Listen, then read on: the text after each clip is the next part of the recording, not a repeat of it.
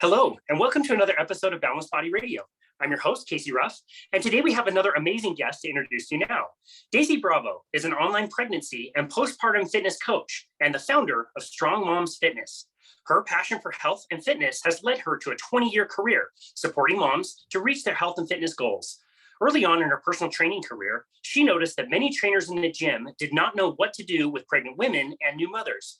She identified two types of trainers: the ones that were afraid to work with moms, and the others that either ignored or were unaware that these women needed special consideration. Daisy spent years learning how to help herself and other women have an empowered pregnancy. Daisy's mission is to support moms who feel pressure from society to quickly lose weight after baby. Through Daisy's coaching programs, she supports, empowers, and educates women on how to work out safely during pregnancy and then recover to return to exercise after giving birth without risking injury and avoiding crash diets. Daisy Bravo, what an absolute honor it is to welcome you to Boundless Body Radio. Thank you. It is an honor to be here. I'm so glad to chat with you today. Absolutely. It's been really cool to follow your work. I think this subject is so important, and I think all of us could do a much better job understanding some of the things that you teach. And so I'm super excited to deep dive with you. But before we do that, we need to give a shout out to our fathers for putting us in skates at a really young age. Yeah, that's what happens when you grew up in Canada and like hockey is in your bloods. That's amazing. So you were basically skating before you were walking? I was pretty much as soon as, I was pulling up on the furniture, it was time to put on skates. That's amazing. Do you still play today? No, I don't. I just mess around. Well, that's awesome. I do curl though. So for, Canadians out there, I still get on the ice, but in a different fashion. That's amazing. Curling looks awesome. I love watching curling during the Olympics. It's wild, and it's definitely harder than it looks. And it's also like, they call it chess on ice. There's a little bit of, some strategy involved with it. So it actually you kind of work everything when you're curling. So I encourage everyone to go and check it out if you've never curled before. It's a riot. It looks like so much fun. Like the first 5 minutes you're watching it, you're like, okay, what is this? It's like a shuffleboard or something. Like, give me a break. When you start to understand the strategy and how the scoring works, like, oh my goodness, it sucks you right in. It's so fun to watch. Well, I grew up in Salt Lake City. We're just here in the Wasatch Mountains in Salt Lake. And so we hosted the Olympics in 2002, which was great because when they did that, they started to build a lot more rinks in my area.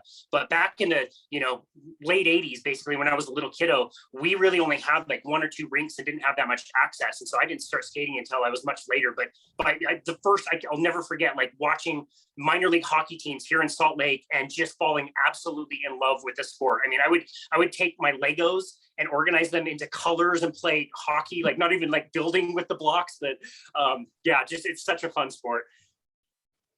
Definitely agree with you there. Well, that's awesome. Well, okay, so your company is called Strong Moms, and I feel like you decided really deliberately that was going to be the name. There could have been another word, an S word that you could have used, Skinny Moms. Can you tell me why you chose deliberately to use Strong Moms versus Skinny Moms? Sure. And, and I think this is a very prevalent right now in culture and messaging and things that you see when it comes to fitness advertisements. And I specifically wanted to incorporate the word strong because it can be interpreted and applied in so many different ways. So it's not necessarily just the fact that you can bend over and pick up something heavy, but there's also a mental component to it. Being mentally strong, physically strong, it's more than just how you look in the mirror or fitting into a certain pair of jeans. It's not about being skinny. It's really looking at your health as a whole. Yeah, so many different aspects that go much further beyond how much weight can you lift up off the ground or something. We talked a little bit about your story in an introduction, but I would love for you to go a little bit deeper. How did you become interested in this? Were you always interested in fitness? And how did you decide to kind of focus your efforts in this area? Yeah, sure. And I don't know how much time you've got, but, just like anyone's evolution or journey through life, it took a lot of twists and turns. And there was times where I had more time and effort, and I just kind of took other paths and other journeys. But I started out, fitness, of course, like you had mentioned before, been on skates and in the pool and doing all things fitness from as young as I can remember. And for as long as I can remember, I've always been into some sort of sport or fitness all through my life. So it just seemed natural for me. I didn't really know what else to do. I wasn't that kid in high school that really took to any subject. And it got to the point where I'm like, I don't know what I'm going to do with myself. So I just did at the moment what made me happy. And right out of high school, I got my personal training certification. And I don't want to say the year because it's been a while, but it's going on 20 years now that I have been, officially considered a trainer. And my first gig, you learn a lot in your first gig as a trainer. I started out working at a box gym where they just kind of take in trainers, and it's up to you to figure out who you work with, what you excel at, and what you want to do. And I ended up working at a women's gym at one point. And a lot of the women that I were dealing with, of course, were pregnant or postpartum at some point. And what I realized is that in my general personal training, there was really not much talk about how to manage this population. They give you a couple tips, a couple of tricks, but there was really no focus. So, any trainer with a basic certification, for the most part, doesn't know what to do with this population. And however, I was thrown into working with this population, and I really didn't know what the heck I was doing. I apologize to any one of these women that I worked with when I was in my early 20s, because of course I was, a sporty girl, starting to do some training. And, you put me in with a 35-year-old woman that just had a baby. She's like, oh, I want to look like you. Well, what do? You show them what you've done to get there. And so I was just beating the crap out of these poor women. And I didn't know why they were getting hurt all the time. And, I kept blaming them. Maybe they had bad form. And there was just the common thread amongst the whole thing was me. I really didn't know what I was doing. Well, that's so ironic, because the feeling of that day when you get the certificate, your very first one, you're like, I knew everything that day. That was the best day ever. It's been a steady downhill decline since then. Yeah, my ego came to a crashing halt, and I thought I knew everything about fitness. I've worked out my whole life. I know how to eat. I know how to show people how to do a bench press. And I thought I was the answer. But of course, I faced that reality. So that led me into, finally something clicked in my mind that the common thread was me, and I didn't know what the heck I was doing. And I had to better learn how to serve these women. So, that is kind of what planted that initial seed and started me to get going. And then shortly after that point, I was interested myself in getting pregnant. And I was a huge CrossFitter at the time, and I was in the best shape of my life. I love the gymnastics of it, the lifting, the competition, the whole thing. I was drinking the Kool-Aid. I had the t-shirt. I was watching the games. I was all in. And, I was kind of upset that I was in such great shape, and yet I was about to embark in something that was going to change all that. And I freaked out. I was like, this is going to change my identity. Who am I going to be after this? To be honest, I didn't want to get fat. I've worked my whole life to look a certain way. I just didn't want this to happen. So, that was also part of what led me to this journey, just to immerse myself in how to do this right, so that if I want to go back to CrossFit and start competing again, that I can do this without injuring myself and doing this the right way. Unlike that, new trainer that thought she knew everything, I was humbled because I learned I knew nothing. And so, at this point, I was like, the only way I'm going to be able to manage this and handle this is if I turn that around and learn everything that I can possibly learn. So I have, spent the last 4 or 5 years just digging into, as many courses as I can, working with physical therapists, working with other trainers who provide education in this. And, unfortunately, my story, I haven't been able to carry to full term quite yet. So to let everyone know out there, full disclaimer, I'm not officially a mom yet. I've gotten close, but not quite. But I have, in these later miscarriages, still had to do some of that, rehab and postpartum work too, because I did, stress out some core and pelvic floor. So that's kind of like me in a nutshell. I hope that got to the point a little bit. Yeah, no, absolutely it did. And I really appreciate your genuineness and your authenticity in explaining that. I really do appreciate that. And I have a lot of value for people that find their little niche and really niche down in that one thing. And for me personally, like in my career, finding my niche and just diving really deep into that thing, it has really helped me out quite a bit. I think it's important to have a wide range of knowledge in certain topics, but I also think it's really important that when you find your life passion, to really go after that thing and be known as the person who knows that topic more than other people. I'm sure that's paid amazing dividends for you. Yeah, for sure. It's definitely been very, very rewarding. And it's very fulfilling too. And I actually had a hater online recently. I'm actually glad I can chat with this.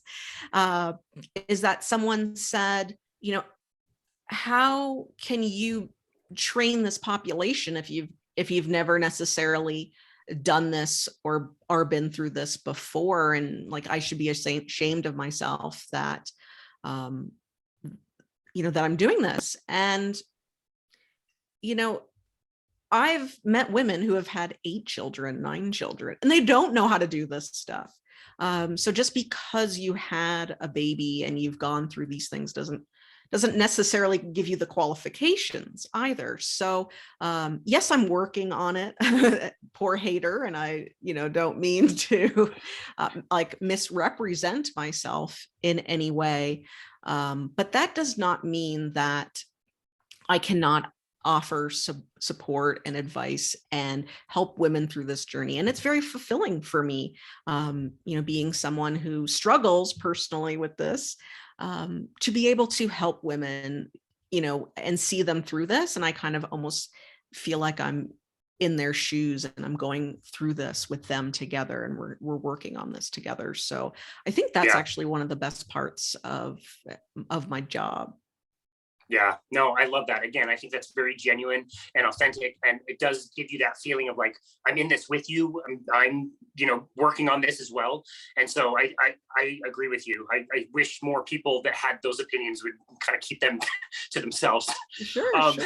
But I was really hoping today that we could kind of talk about women specifically and typical lifestyle, before pregnancy, during pregnancy, after pregnancy. Maybe we could talk about a few things that people need to be aware of. We could talk about a lot of myths, a lot of things that we're just kind of told that maybe are not as true as we thought they were. And I was hoping we could maybe start with the woman who, is entering adulthood and is maybe not quite thinking about children. Maybe they're, busy with a career or trying to find a relationship. What things can they start to lay a foundation on in the very, very beginning that can help them later on, even if they're not really thinking about pregnancy? And this could be very generalized as far as health and fitness. Yeah, sure. For the most part, I think it's just very important, especially in this day and age, to just start to become aware. Of course, a lot of times from a lot of women, you hear about unexpected or unplanned pregnancies. They happen. And a lot of the times people get the news that they're pregnant and they're frantically freaking out of what to do. So if, as women, we realize that there is the potential for this to happen, I think we should just open our minds and just be aware of different resources and things that, just like have like a go bag for, for example, of, when this happens, you have a couple of resources and things to jump to when this happens, so that you're prepared, and then you can kind of take it to the next level from there.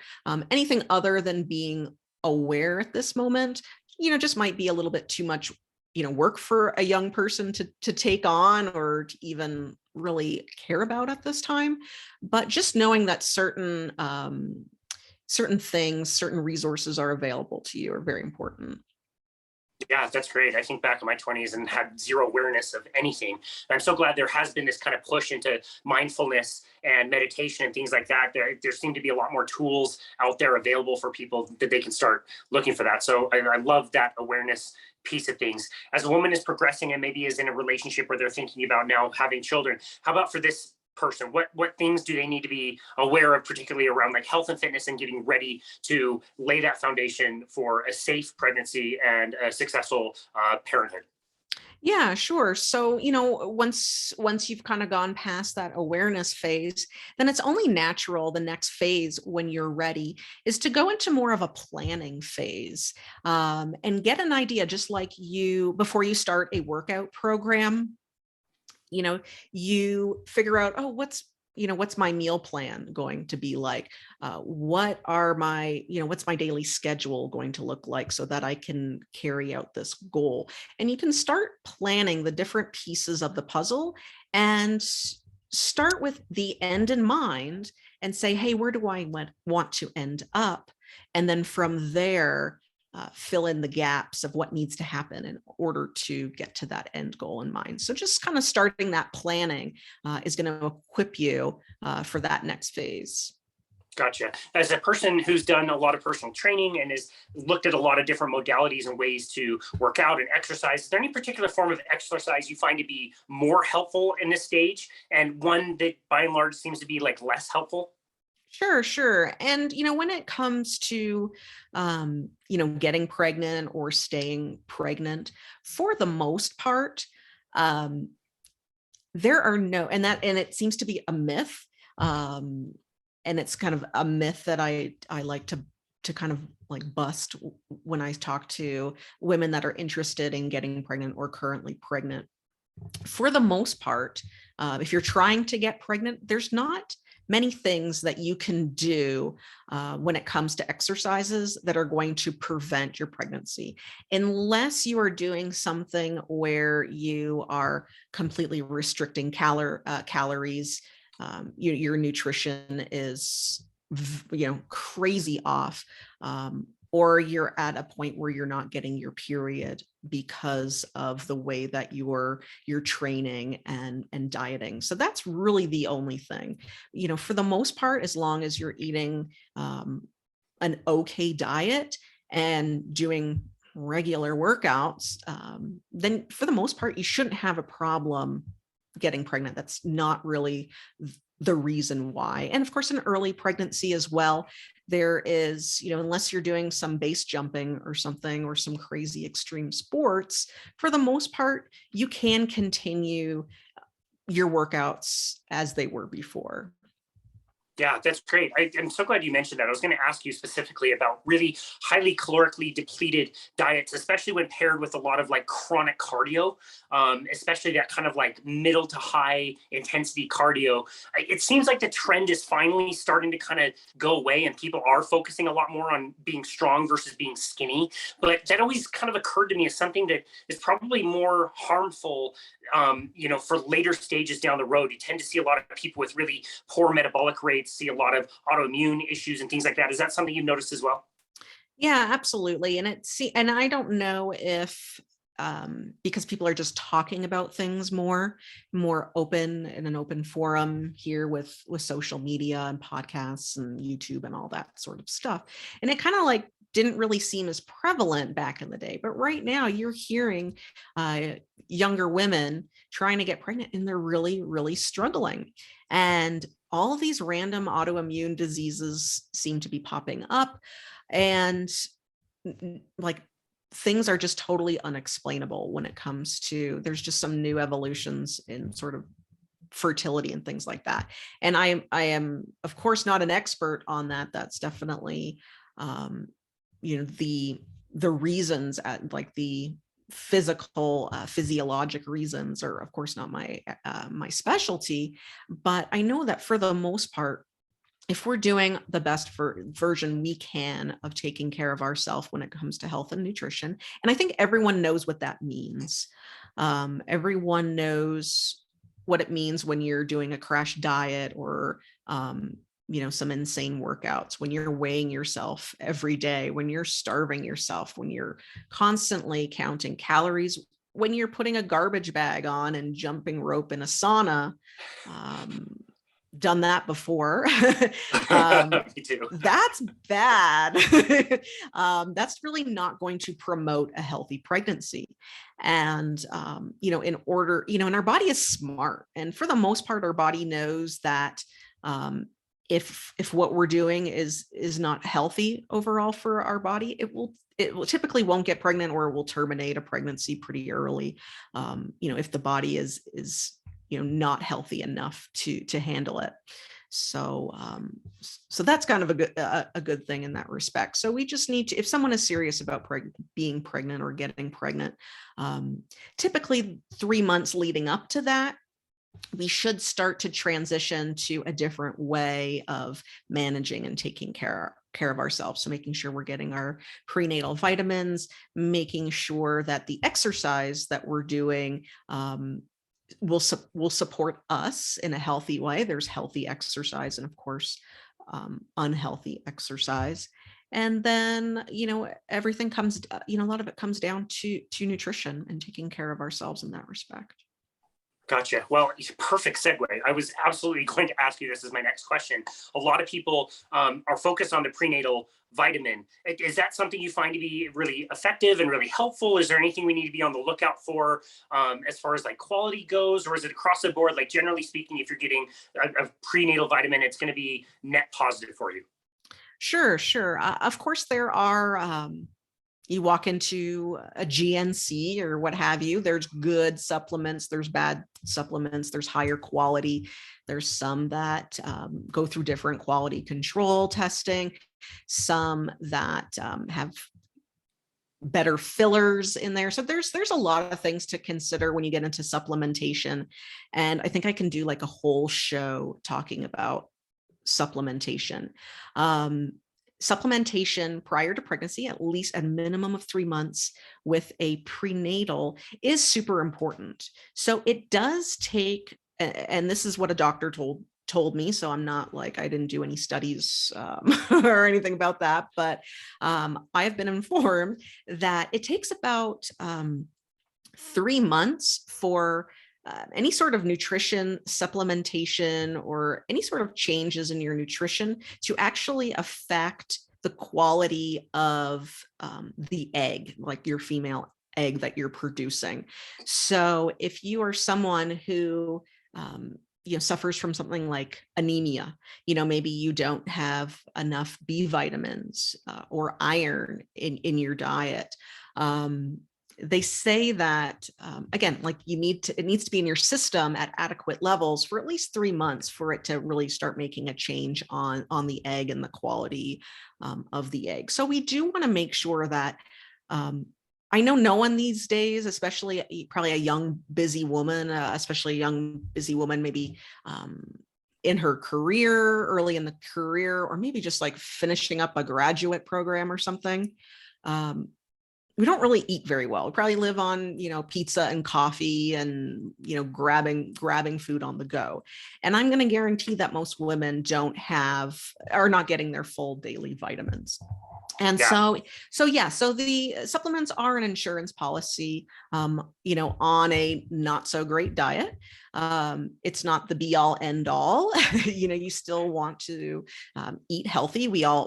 I think we're all grown-ups and should know that by this point, that you can't really supplement a healthy diet, but it is there to fill in those gaps and just to make sure, like an insurance policy, that if something is missing, it is covered. Now, when it comes to quality control, there is a lot to look for.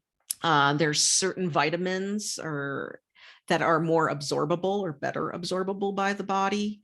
So you have to look for certain formulations.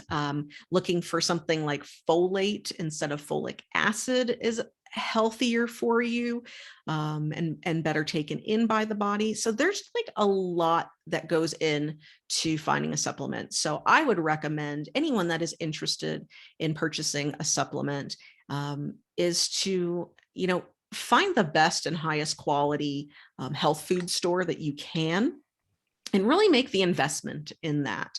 And yes, you can go to CVS and get a $9 prenatal, but it's going to be a piece of junk. And I can stand by that statement. You want to find a nice medical grade supplement. And from what I've researched personally, the prenatals that like a doctor would tell you to go and fill at a pharmacy, those are actually not usually the best quality supplements, believe it or not. So I actually show women non-prescription versions that are way better than prescription counterparts. And that's because they're more absorbable. I don't know if you talk in your show about B vitamins and methylation, and that sort of stuff. And that's important. A lot of the vitamins that you get from like a pharmacy and from like prescription, they're not going to be in the methylated form, meaning that a lot of people can't even absorb them, take them in. So I would, again, my recommendation, go to a high quality health food store, talk to a professional over there, and they can show you a better line of more like pharmaceutical medical grade supplements that are better and more bioavailable. Yeah, I love that explanation. That was very well done.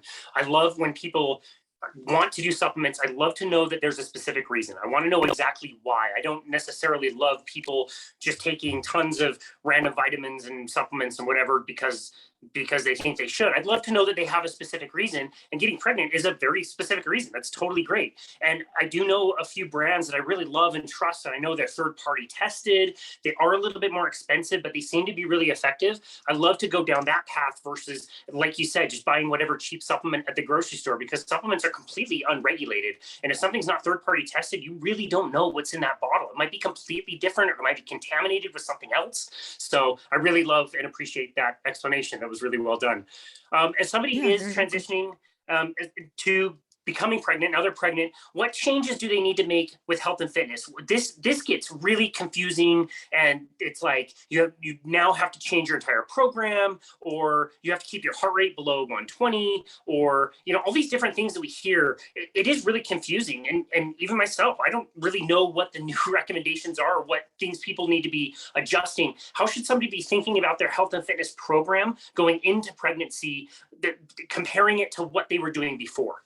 Sure. Yeah. And of course, I think the reason why it's so confusing for a lot of people is because we're all very different, and the experience of pregnancy is very different from one woman to the next. It's really not something that can be easily put in a box or easily be wrapped up into a single sentence or a paragraph of what to do and what not to do.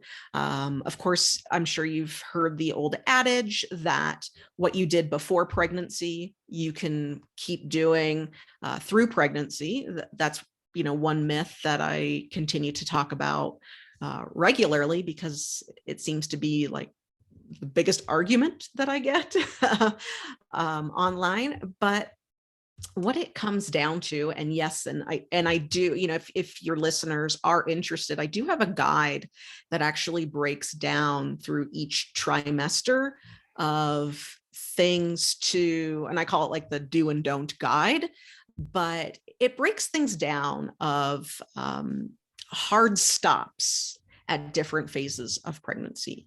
For the most part, let's say, for example, you are a runner.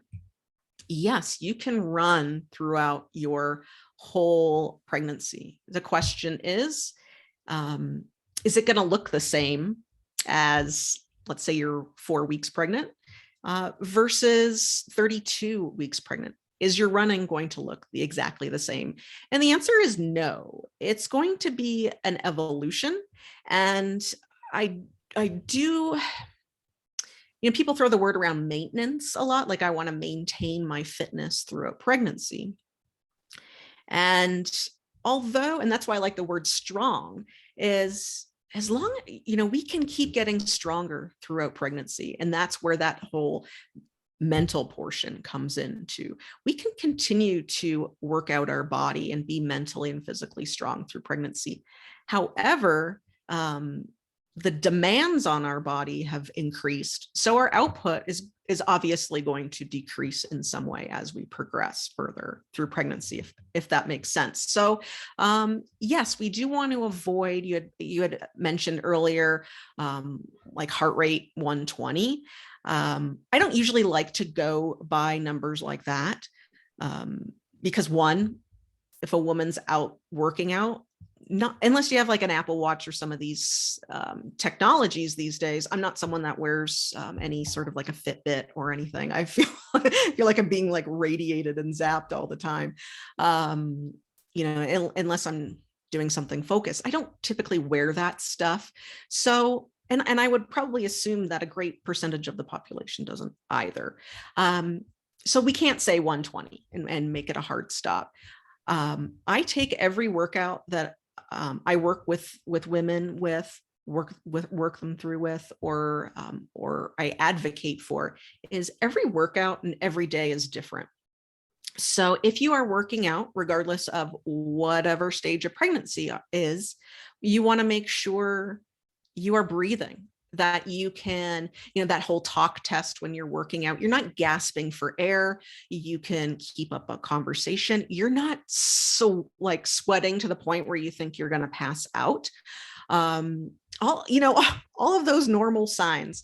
That's what's most important here, is if you are gasping for air and you feel like, and I see this in CrossFit a lot, back in my day, is the goal was to like see who would puke at the end of the day, like who worked out the hardest. And, that's not something to strive for in pregnancy. You don't want to get to that point where you're feeling like you're going to puke. That's, and that can look different. So for some people, let's say you're doing something like stair climbing. Maybe on one morning, I'm able to scale 5 flights of steps, no problem. But maybe the next day, it's so much like I'm waking up and I'm a different person.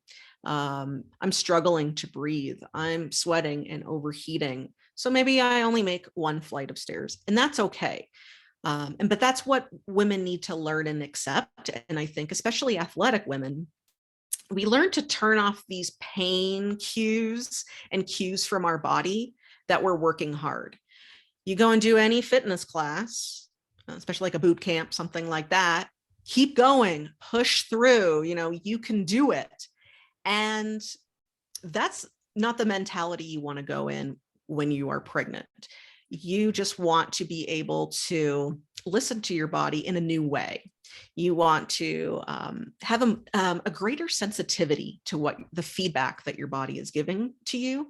And as long as you can start learning how to feel that feedback and listen to that feedback, for the most part, you're going to be able to do the majority of the exercises you did before throughout your pregnancy.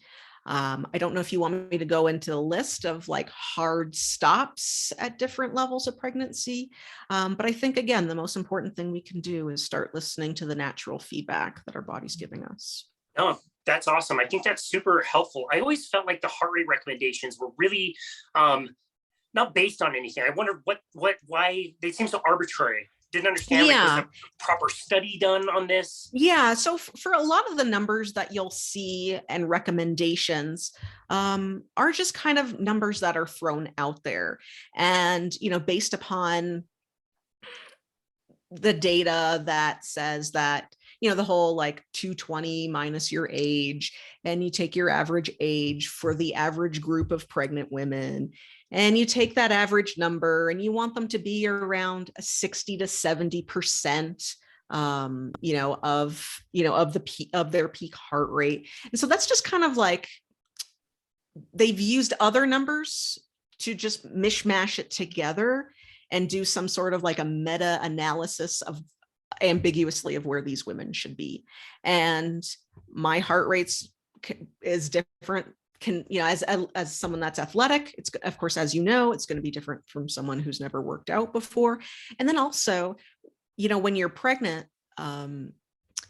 the heart like has a mind of its own too. So there's a lot more considerations there. But if you're working out and you're like feeling your heart beat out of its chest, you're working too hard.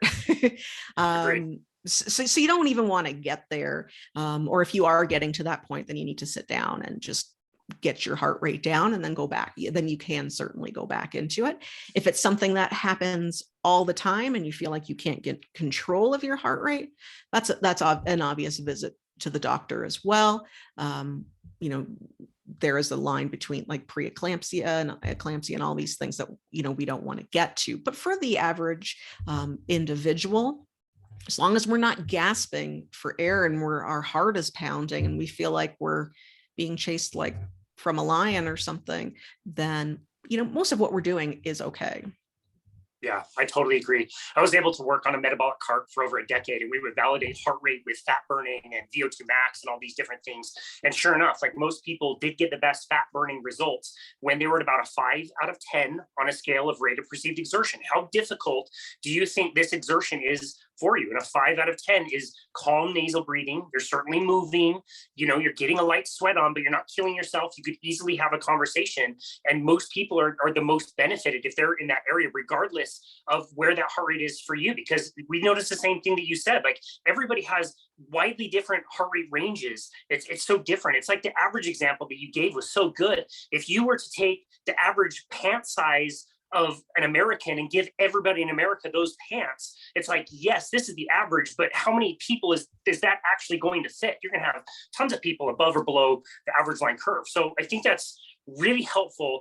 I want to see your thoughts on nutrition as well, because my hunch is basically whatever you were doing before, I pretty much want you to continue doing what you were, really focus on whole foods, regardless of what dietary choice you make. Yes, I want you to be in a caloric surplus, maybe make sure you're getting plenty of food and adequate food. But when I hear like, oh, I'm eating for 2 now, like, yeah, there's a second person growing in you, but they're not 150 pounds like you are. You don't need to eat double what you were eating before. We see a lot of issues, in my opinion, with gestational diabetes and things that, we really need to be careful about. What are your philosophies as far as nutrition while somebody's pregnant? Yeah, for sure. And of course, I think, that statement that you made about I'm eating for 2, that's just a myth out of convenience. It truly is. It gives you an excuse to go for that second piece of cake or something, to, finally say, I don't have to follow any rules. Like it's just open. I'm just here to take in as much as I can. And, it's almost a time for women to, you realize we're getting bigger. We know we're getting bigger. We're getting fatter, whatever however, hopefully I'm not offending anyone, but it's like another piece of cake is just a drop in the bucket. So I'm just going to go for it. I'm just going to use this time to let myself go and enjoy.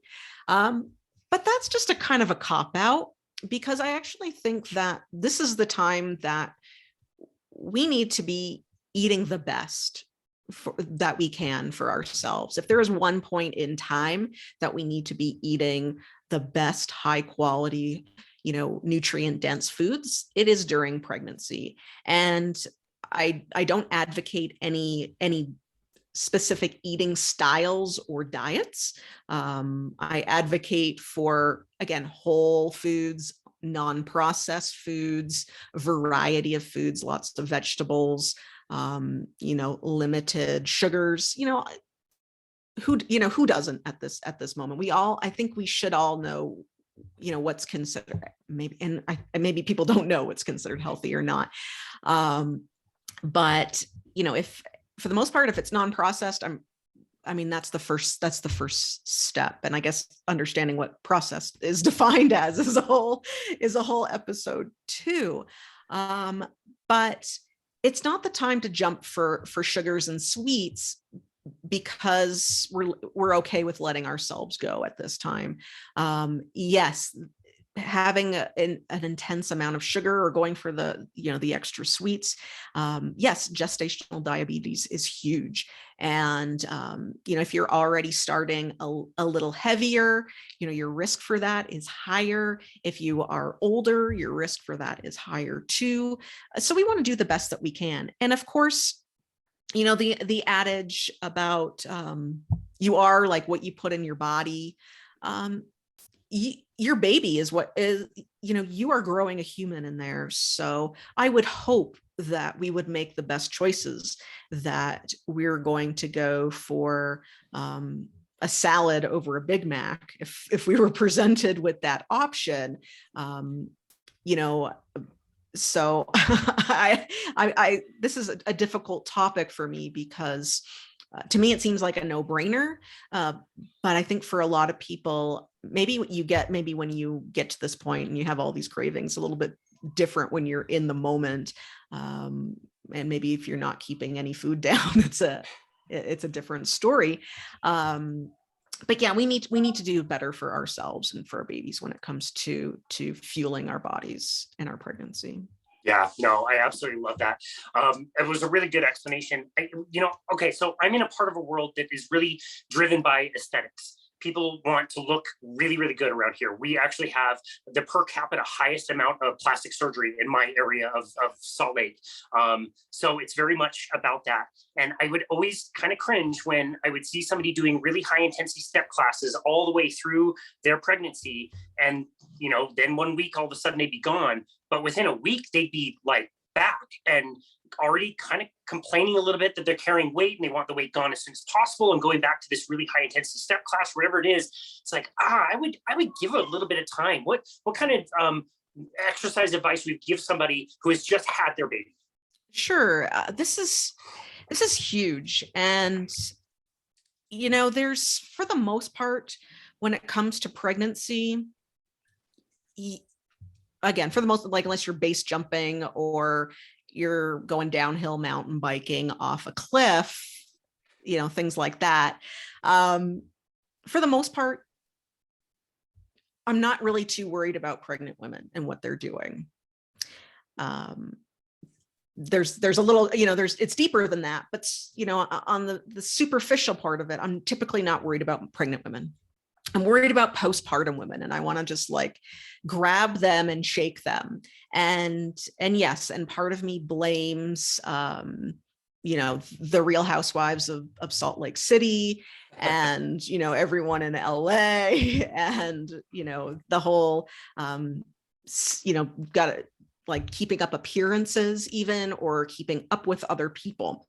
And the best way I like to sum up postpartum is, whether you've had a C-section or whether you've had a vaginal delivery, whatever that process looked like for you, and you've went through 9 months of your body being like totally different, totally changed, is that treat this like a knee injury, like you're a football player who's injured their knee.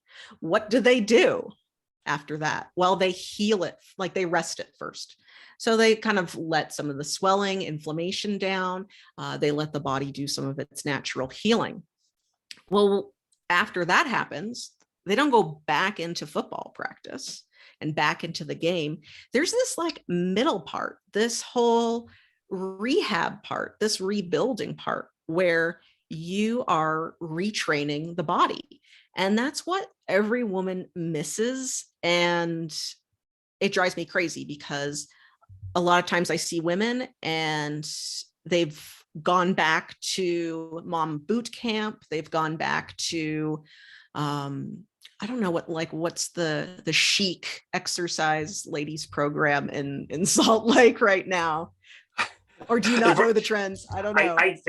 Fortunately, I don't know the trends. I'm sure there are some, but since we started our own little business, we're in our own little world. So yeah, everybody can do whatever they want. But you get the idea. Like Yeah. the goal is for women to be like the whole skinny, like maybe Orange Theory, something like that. Even some of these like spin classes now that are kind of like bougie spin classes. Yeah, we have tons of those. Yeah. Where it's just like, the goal is skinny. Like we're really not trying to improve anything else. We're just trying to look, skinny and shredded or what have you. And a lot of women that just jump into that stuff, I end up seeing them because they're injured afterwards. And I don't want to see you at that point because it's harder to fix that. So if more women take the time in that sort of in between time to start working on rehabbing, rebuilding, and retraining the body, that's where the magic happens. Because a lot of times, we can become better and stronger than we were before, because of course we always, I don't know about you, but I don't have the best posture as it is right now. And I could probably use some focused time on working on some imbalances and things like that. I think we all can. So coming out of pregnancy, it's the perfect time where we can kind of slow down a little bit, work on this stuff so that we can like speed up and be, and yes, if you want to be better than you were before, that is something that is achievable. But yeah, there is this sort of in the middle period that I would say 95% of women just skip or don't even know about. I think that's the biggest thing. They don't know. Sure. And I can kind of go at nausea at this topic if you want to. I'm doing a workshop next week, all about this topic too. Wow. No, I absolutely love that. I think the way you explained it in the very beginning about strength, there's other ways to be strong that is not the same as going to a gym and lifting heavy weights. There's a time and a place for that. There's other things that you can work on to be strong in that period of time where, maybe just going on an easy walk or giving yourself permission to take an extra nap or like snag a shower or something. It seems like it's pure chaos at that time. The worst thing you'd want to do, in my opinion, is add a ton of like really heavy physical activity when it's more time for repair, regeneration, and really spending quality time with your new child. Yeah, for sure, like 100%. And I just I don't know how to reach these people and give them a shake, because it happens all the time. And part of me is like I feel like I just need to stand outside of these gyms and like snag these women before they, like a bouncer or something, like snag them before they go in there. Like, stop, so you're helpful. making a bad decision. That sounds so helpful. Yeah. And we get so obsessed with the end result. And not many of us are willing to go through the process. And being pregnant is such a long process. I guess it's natural to want to, day one after pregnancy, get back to exactly where you were. But just understand that's still a process. Your body is going to evolve in a different way, and really appreciate that at the time you're doing it. It's a really special time in a woman's life. And I wish they would, enjoy that process a little bit more versus just worrying about, I want to look X again. And that's like the most important thing, is that kind of aesthetic. Another thing that I know you're totally an expert on is diastasis recti. This is something that seems to happen for a lot of women. Can you explain what it is and what things we should be thinking about it and how to address it, and why things like traditional, core work, like doing lots of sit-ups or lots of spinal flexion or Kegels or whatever, is not maybe the best thing to do? Yeah, absolutely. And it's so funny because this is probably like 50% of what I'm talking about in my workshop next week is about diastasis, how to figure out if you've got diastasis, and, kind of what, like, kind of where to start. Where do you go next from there? And it's so funny because it also has to do with our culture. And I'm sure your Salt Lake ladies are definitely in the same boat. Like we want to fix the aesthetic. And the belly is like the first thing that we notice, and we think that other people notice about us, especially if you're women. If you had a friend that had a baby a couple months ago, what do you think these women are all doing? They're going over to their friend's house, not only just to see the baby, but they want to see, like, how does mom look? You know, is mom in her old jeans? Is she looking skinny today? So like the belly is huge. And when I have people in my Facebook group and, you know, on social media, ask a question, most of the time it's about the belly, like mom pooch, ab separation, diastasis, like whatever you call it. But most of them are coming at this from an aesthetic perspective, as opposed to, well, maybe there's something functionally deeper going on. I can't move the same way. Things don't feel right like they used to. You know, things feel off. That's kind of course, where I tend to bring, like, that's kind of more my bread and butter, or where I try to like transition the thought. Like, I want to go deeper than just the aesthetic for some of these women. So, you know, diastasis recti is, you know, if you are looking at the abs, like if you can visually imagine the six pack of the abs, and you know that there's a right side and a left side of the rectus abdominis, and there's some connective tissue in the middle called the linea alba that's in between them. And as you get larger with a baby, you get bigger, your belly gets bigger. The right and left rectus will spread apart naturally. The tissue is going to thin out, it's going to open up, and it's going to do that in order to accommodate the baby. And studies and data have shown that at the time of delivery, labor, what have you, 100% of women have a diastasis, 100%. So this is something that, you know, we all have to kind of think of in the back of our mind. And I think it's only been maybe in the last 5 or so years that women actually know that this is a thing. And I think there's still a lot of women that are very unfamiliar that this is a thing. Diastasis, of course, 100% have this, you know, during birth or labor. So that means that it's really not preventable. It's something it's inevitable. It's going to happen. So during pregnancy, yes, there are things that we can do to prevent it from getting worse. And I do talk about that in my do and don't guide, things to kind of avoid, because it's going to irritate it and, you know, make it and exacerbate it, make it a little bit worse. So, but then there's also that postpartum period too, where there are some things that we should consider to hold off on until that is, you know, is rectified. So, you know, when it comes to a diastasis, I think the data and the numbers are going to fluctuate a little bit, but at 6 weeks postpartum, I believe it was like 62% of women still had a diastasis. And then at 6 months, it's like 35%. The numbers are just a little off in either direction. They're not hard numbers. I don't have any data in front of me. So a lot of it will take care of itself naturally with not a lot of intervention. You know, if you're younger and you didn't go like, you didn't irritate it very much during your pregnancy, like you took care of yourself throughout your workouts. You're not a gymnast in, you know, your last week of pregnancy. You know, you may be better off than someone. So some women don't need any intervention at all.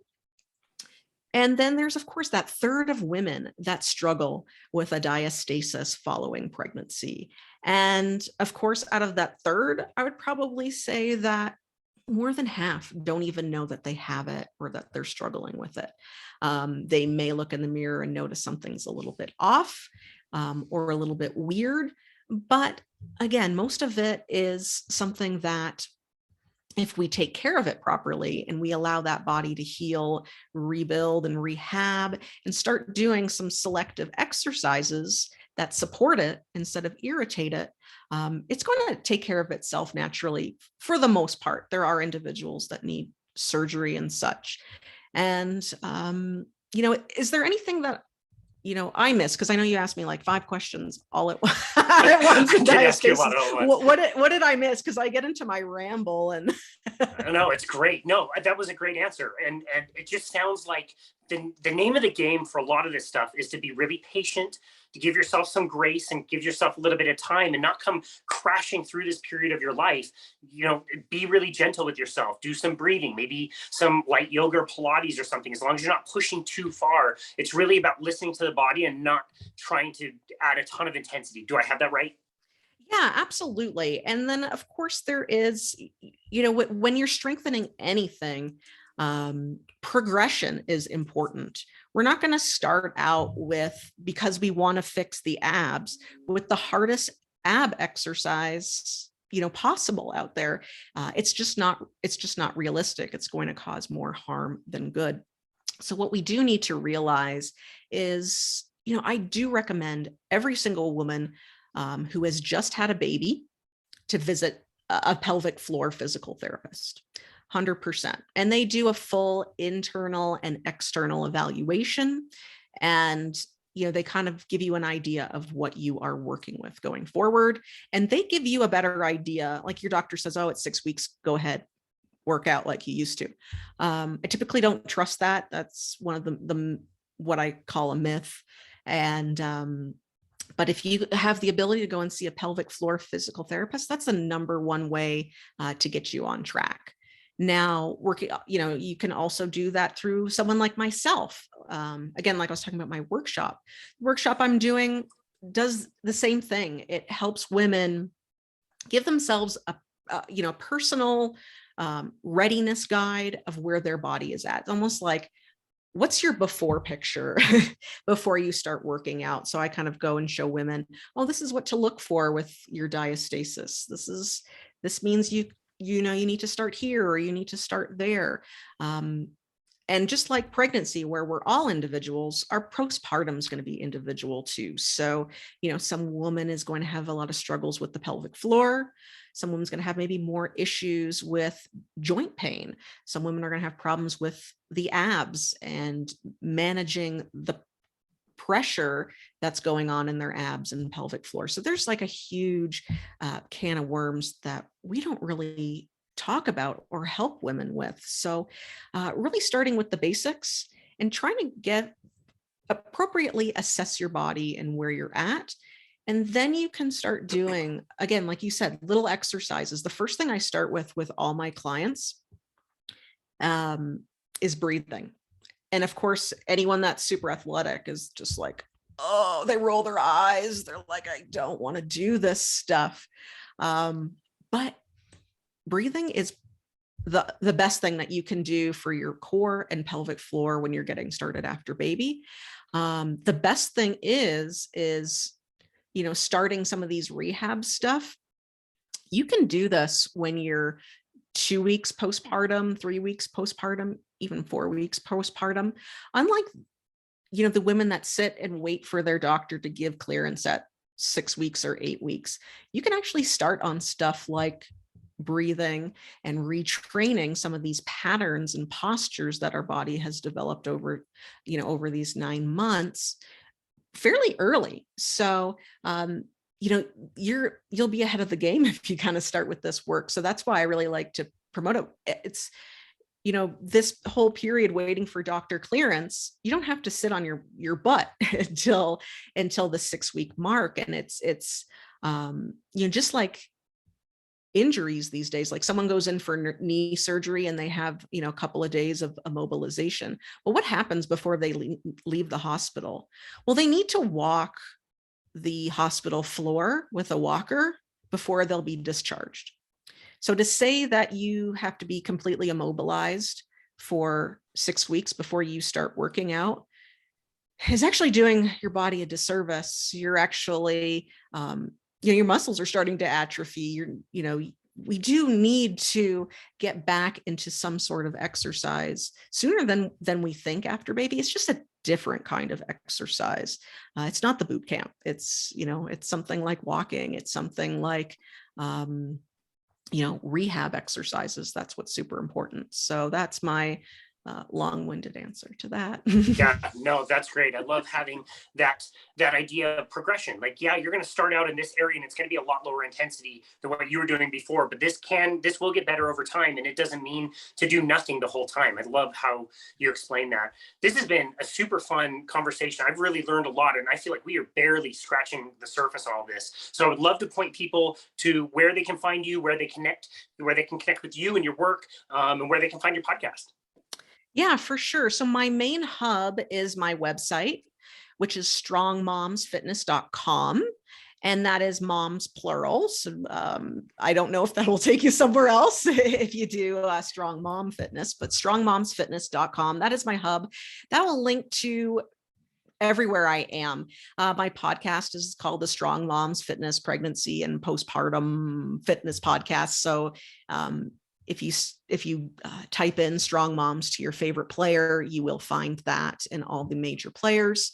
I do on my website have a lot of resources and references that go into way more detail than what we talked about today. Of course, what we talked about today kind of scratches the surface, and it's hard to take in all this information unless you're able to start working with it and applying it and being there. It's hard to kind of give you a checklist, because really in life, it's hard to follow a checklist. As we know, there's a lot of ups and downs. So I do have a guide for the do and don'ts of pregnancy that walk through each trimester. And then I also have, for postpartum, I have this workshop that I'm doing next week, and it's going to be available for people to check out in the future too. So if it's going to be on June 14th and 16th. So if that is something that you guys are missing, I will have that workshop going on continuously. So don't feel like you've missed out. I'm going to be doing a lot of promotion for that. I'm going to run that once a month. So, but that goes through the basic assessments of where a woman needs to start right after baby. So it, as a group through a workshop, we start talking about the different areas of the body. We talk about what's going on with the core, what's going on with the pelvic floor, and seeing where is your next step. So I do have that. It's called Fit Body After Baby Workshop.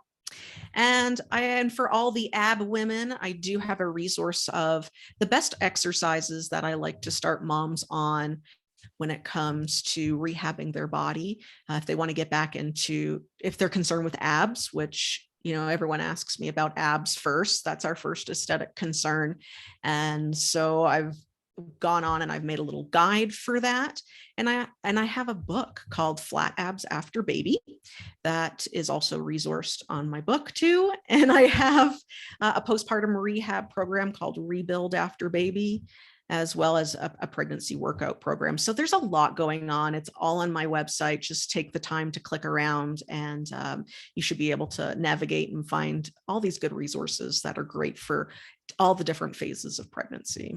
That's awesome. Yeah, we will link to all of that in the show notes. There's definitely a lot of information there that people can go and find help. So Daisy Bravo, thank you so very much for taking the time to be on our show today. Thank you for all your work in this area and for sharing your message. It's really helpful and important. And I think it's so nice to have somebody who is debunking some of the myths and ideas that are a little antiquated around this. So thank you so very much. And thank you for being on our show today. We really appreciate you. Thank you. It's such a pleasure to continue to get the message out there. Absolutely. And this has been another episode of Boundless Body Radio.